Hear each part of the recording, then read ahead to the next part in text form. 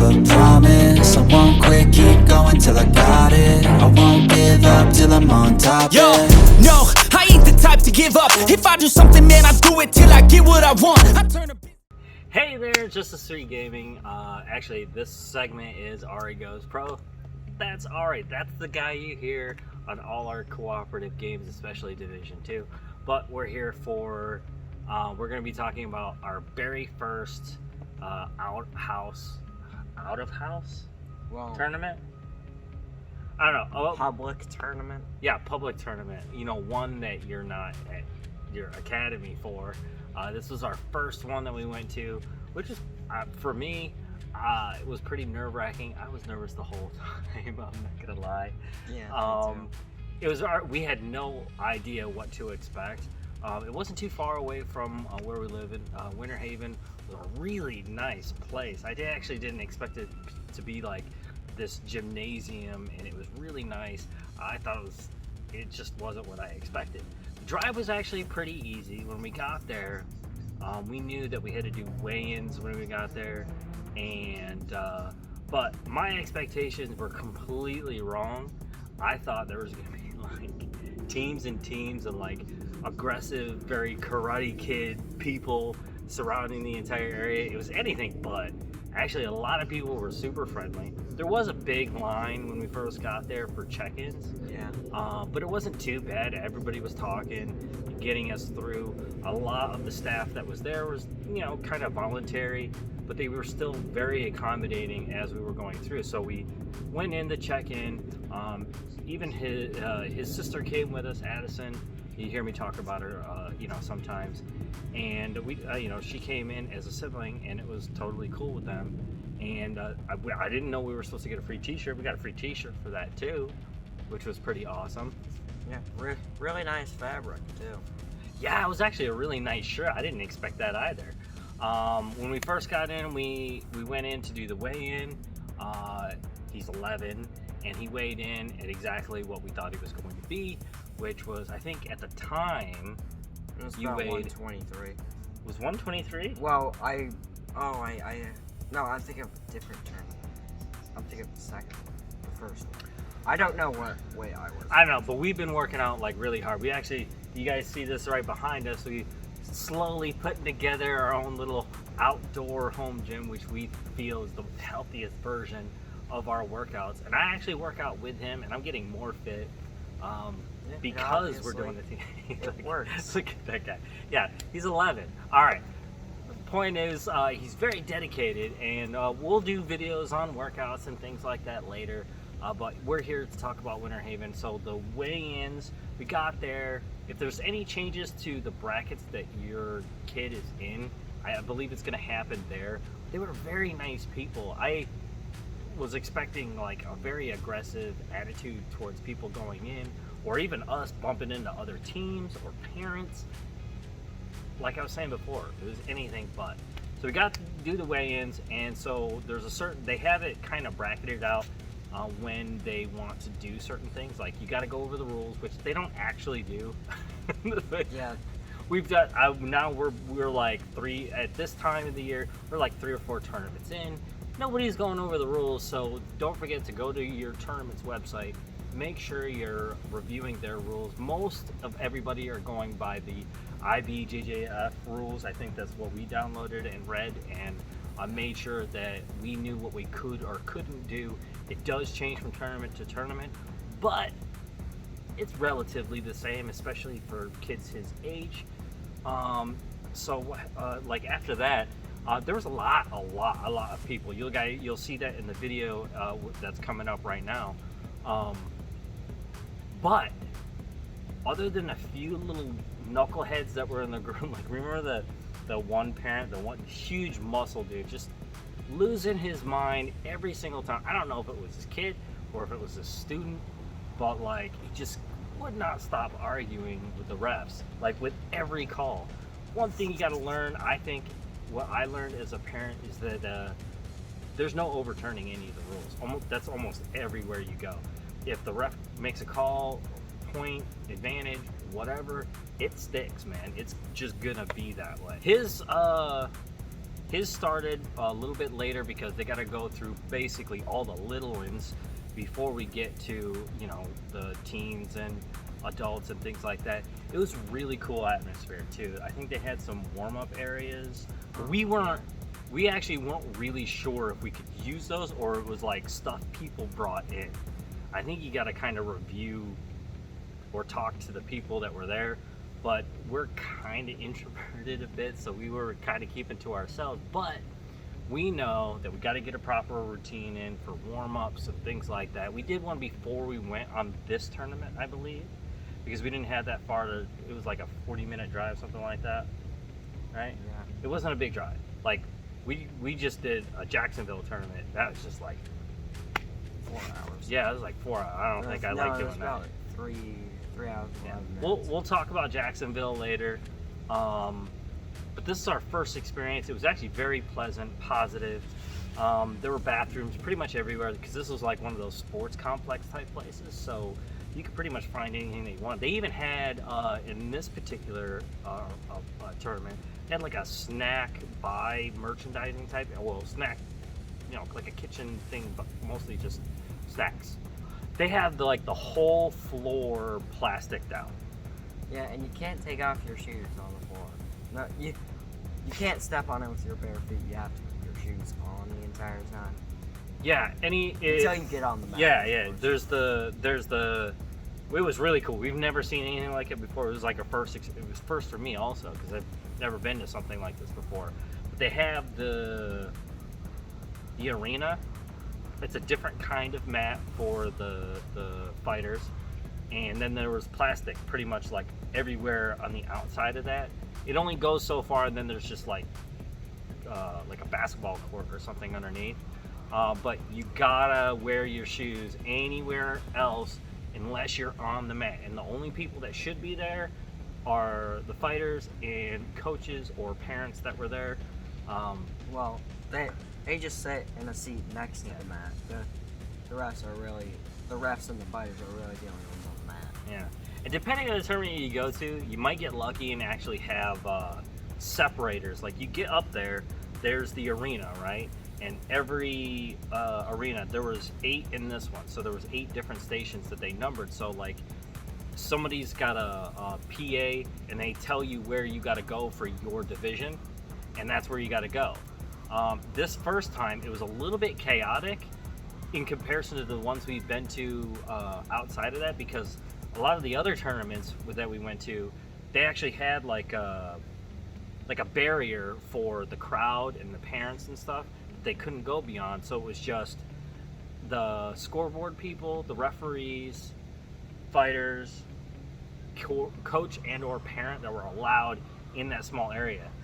The other tournaments, that was so much better than our first experience in this one, which was Winter Haven, because they didn't have any barriers. I don't know if they didn't expect a big crowd or anything, but when it came to actually for his sister to watch the fights, she had to go to a second level, which we were lucky enough to have. The other ones, they didn't have that. So if you're a short person, you're not going to be able to watch this fight unless you're the coach or parent that's with the fighter. Once we arrived, we got our time slot that we were in, and we went to the zone or that arena. They have so far we've only dealt with one kind of marker to tell the difference between which fighter on the scoreboard. And in the ones that we've gone to, which was Tap Cancer Out, they use, I believe they say a traditional belt where it's green and yellow. No, and it's the Challenger's belt. The Challenger's belt? Yeah. Okay. It's called the Challenger's belt, and someone's got to wear it. So that way the people doing the scoreboards know where the advantages are going, where the points are going, and all that stuff, so they can, most of the ones of the tournaments, they have volunteers doing this, and there was software on the computer that they were doing the points for, and so it makes it easy for everybody to get their job done correctly, and everything's accurate and safe. I thought this was like a boy-girl thing. It's actually very inclusive. Didn't matter who was on the mat, as long as you met the weight class, you're going. Yeah. You're just gonna go. I didn't expect that. I thought it was gonna be separated, but I guess I didn't do enough of my own due diligence on that, and just, it was what it was. And which isn't actually outside of our wheelhouse because your academy is very inclusive. Yeah. So actually the one person that manages to beat him is actually a woman, a young woman. And she's very, very good, and has taught him a lot of lessons that leads to his gold medals, as you guys are going to see in this one, other than the fact that he looks older than he really is. Yeah. And you know, we're athletes here, and so that gives him you know, an edge, just like it should for any athlete. Sorry about the angel like glow that's actually happening right here, because we're trying to fit this in after school real quick before we get we're in the middle of striking right now. Yeah, we have a little umbrella we keep out in our gym area just in case it gets too sunny in one spot. We can put up the umbrella and sun's not in our eyes anymore. All right, so there's a hard line cutting between our breastises. Ignore it. Where were we? So we got to the tournament. Everything went pretty much as planned.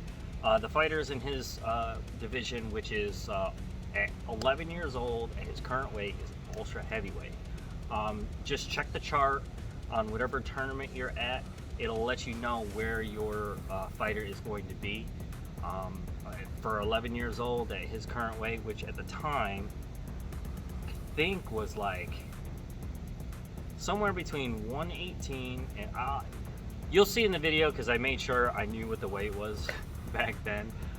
Since we've been practicing a lot and training, he's both lost a decent amount of fat in his body but gained more lean mass in time, and now he's kind of just on his way up in weight because now like all the extra stuff is pretty much wasted and gone, and now we're just dealing with, you know, regeneration, making sure that his body is healing the muscle that's there. So as his coach slash dad, as we got there, when we there's 2 chairs on both sides of the scoring table. That's where you gotta be. And whatever prep you did, we have a whole warm-up routine actually, both before we get to the tournament and while we're there, to make sure his muscles are ready to go. Right now we're kind of nailing down a really good system for him to be ready to do what he needs to do. With every new skill, a new set of muscles are involved, so we kind of have been evolving our warm-up routine so that way he's ready. And you know, also it helps with the adrenaline, right? Yeah. Like the first time, like if my adrenaline was peaked, I can't imagine what he was going through. Why don't you explain your experience real quick? Well, I was very nervous. Let's go to up to before you started fighting. Like before you stepped onto the mat and we were ready to go. Yeah, very nervous, very fidgety. My brain was going off the rails. Which I guess is not too much from what I was going through, because I'm his dad. I think for me, I was just scared that he was going to lose. But we actually have a bit of a saying when it comes to that stuff, right? What is that? Do you remember? Because we do it every time. About going and competing. Oh, you lose makes you stronger. Not that. Well, you don't. Why? Okay, I'll ask you questions. You answer. Okay, because you're good at that part. Because that's the coach fighter relationship we got. Remember, I said, why do we go to tournaments? To lose. To learn. lose. Is that plan A? No. No. It is not. No. You know, the reason why this segment is called Ari Goes Pro is because he wants to be a professional fighter. He wants to be a UFC champion. I'm going to help him get there.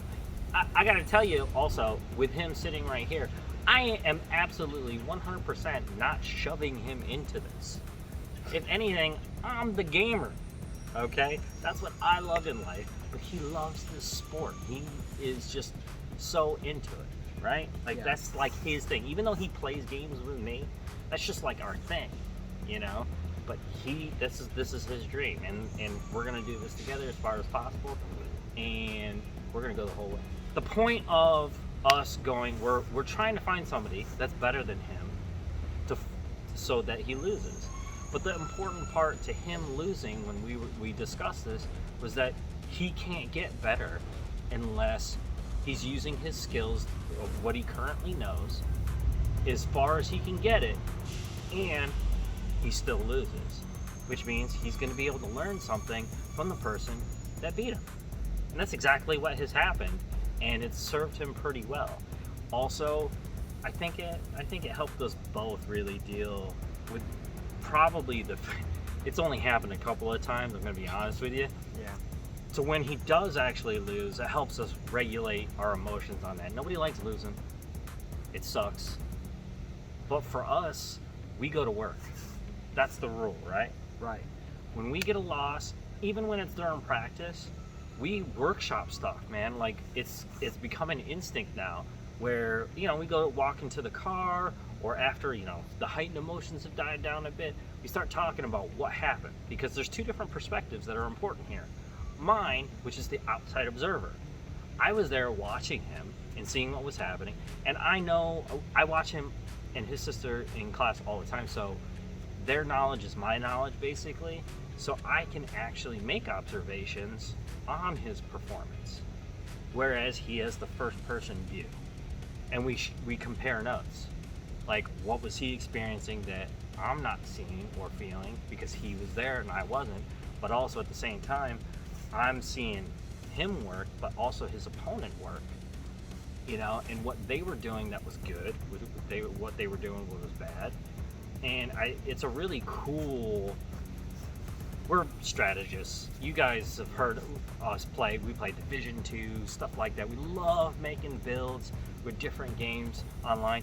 And this really hits our gaming bone, really. Like, it's like we're creating a build for him in real life.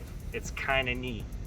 And we hope you guys love that part of this also. So let's get up to the fights. We call them fights. I know it's jiu-jitsu, but to us, we're gonna always refer to it as fights, so don't kill me in the comments, all right? We get there, and I don't know, in my head, I had the most nightmare scenario happening. We were doing this thing, we still do it. We're measuring people up, everywhere. Yeah. We're going, I think that's the one you're fighting. And we were picking some of the biggest kids we could find. It's we're thinking in our head, we're like, ultra heavyweight, man. Ultra heavyweight, ultra heavyweight. It's just, But then you gotta think back, what is ultra heavyweight to an 11-year-old? Or 10 to 11 is what the division category is, And it's white belt, which after this first experience is not as intimidating as it sounds. No, it's white to gray. White to gray, yeah. The term is, most of them, they're combining white and gray together.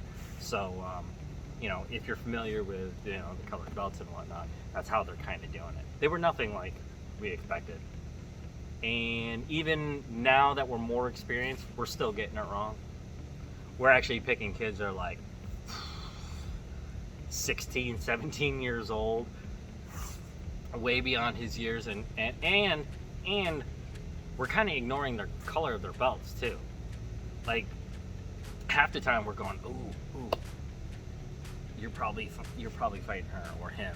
And then they got a yellow belt. Yeah, they're yellow or orange, which is a lot of experience. Well, it's an experience thing. So that's how long they've been involved in the sport.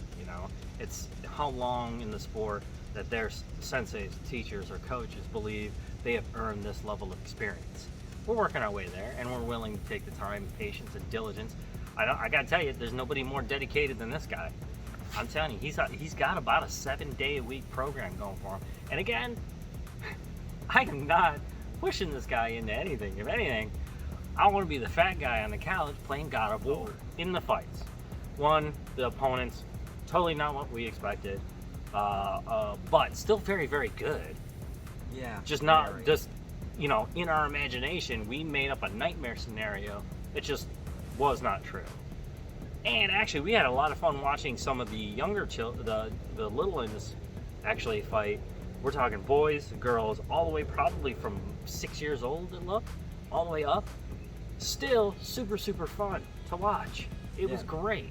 They're really good, really fast, and really technical. Yeah, every area that we go to has like a particular set of schools that have a way of doing things. It's really neat. It's like a inside cultural thing between schools. Like the one we just did in Jacksonville, super aggressive, got this yanking thing that like they were all doing, super excited. You'll see in like some of them are like, they're doing this dance thing.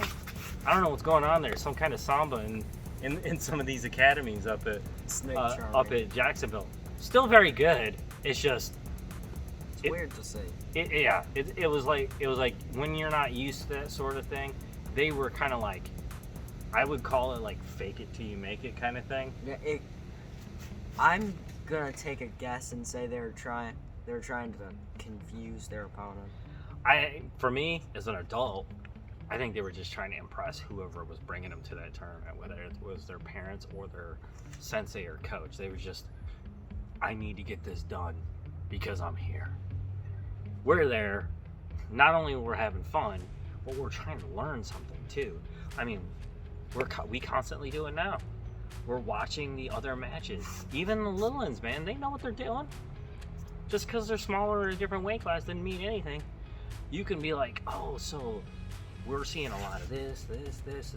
You could start formulating strategies before you even get there, which is first experience on the mat. How did it feel? Well, before that, I was very skittish, but by the time I was about to fight, all of that excitedness and nervousness just turned into the urge to go out there and get in there and go at it. So when I went in, heart racing, not knowing what's gonna happen, did my best, and you can see the results from the videos. Yeah, and in Winter Haven was the first tournament, out of house gold medal, which was great. It was a good feeling. But even now, we still have the expectation we're going to lose. We're hoping to lose, but we're not going to just let it happen. That's why we say, is that plan A? No, it's not. No, it's not plan A, man. If you're not trying your hardest when you're out there on the mat and don't get the loss that way, 1, not an honorable win. 2, quitting and giving up doesn't help you. We know from experience so far that trying your hardest and losing teaches you more than anything. If you quit or give up, it's just not going to happen for you. Thanks for listening to us on our first experience in Winter Haven. We're going to be getting you guys many more videos like this, probably in the gym area right here, giving you our thoughts and processes for every tournament that we go to, because we're going to try to register and enter any that we get into. But of course, I always have that donation link down in the comments below, pinned all the way at the top, if you want to give Ari a hand here. Again, not an easy thing for a solo parent like myself to make sure that he's involved, but I'm going to do it anyways because I'm in it 100% just like he is. Oh, let's show him the thing. we like doing it. We got our own little handshake thing going. But we hope you guys enjoy the fights in this video. Let us know which is your favorite down in the comments below. Let's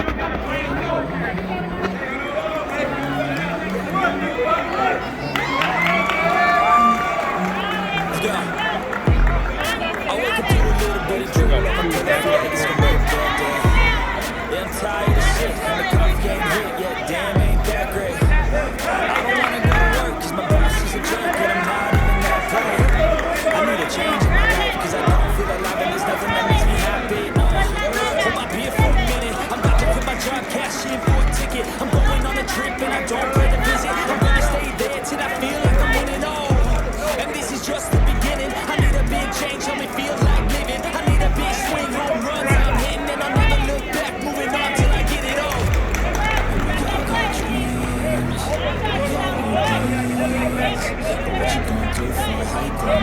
What you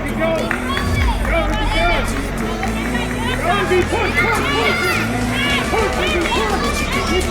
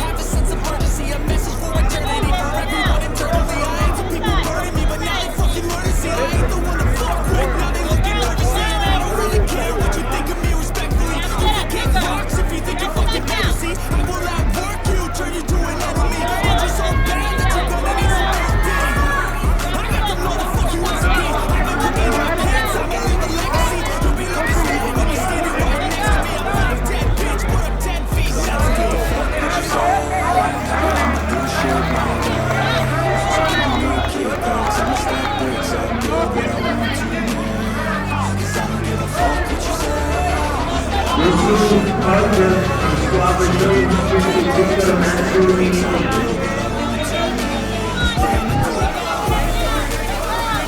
again, Central 100 Euro lightweight, lightweight group number 2. You're on mat number 2.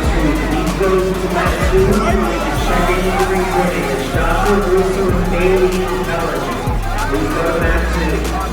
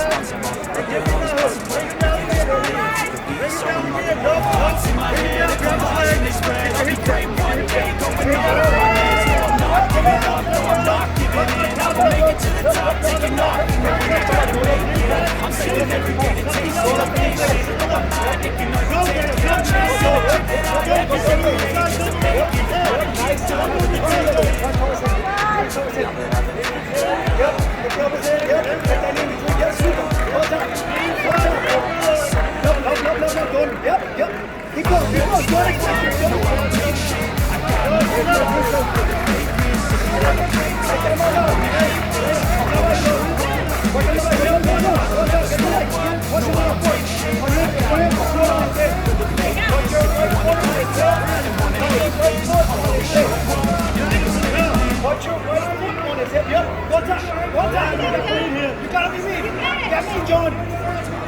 Yeah, use him hand. Yep. Work on the elbow to the knee. Elbow on the inside of the knee. Get up now there. Get up. Push that face and start playing there. Get up there. Get up. Hold there. Forward. Now forward. Forward. Turn to your right. Turn to your right. I wake up to a little bit of trouble. I'ma put a feel like it's gonna be a bad day. Yeah, I'm tired of shit. And the cops getting hit. Yeah, damn, ain't that great. I don't wanna go to work cause my boss is a jerk and I'm not even that paid. I need a change in my life cause I don't feel alive and there's nothing that makes me happy. Hold up here for a minute. I'm about to quit my job, cash in for a ticket. I'm going on a trip and I don't plan to visit. I'm gonna stay there till I feel like I'm winning all. And this is just the beginning. I need a big change, help me feel like living. I need a big swing, home runs I'm hitting and I'll never look back. Moving on till I get it all. And we all got dreams. But what you gonna do for it? How you gonna move for it? What you gonna be? And do you believe you can do anything? But what you gonna do for it? How you gonna move for it? What you gonna be?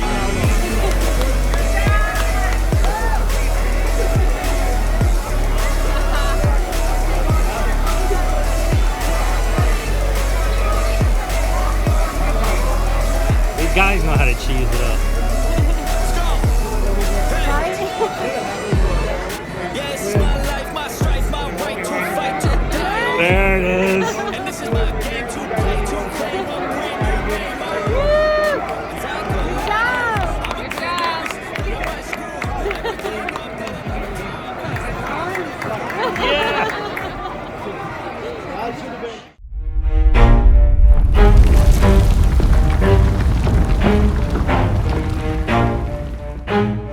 Never stop, I'll get it if I want it. Gotta make to myself a promise. I won't quit, keep going till I got it. I won't give up till I'm on top. Yo, yeah.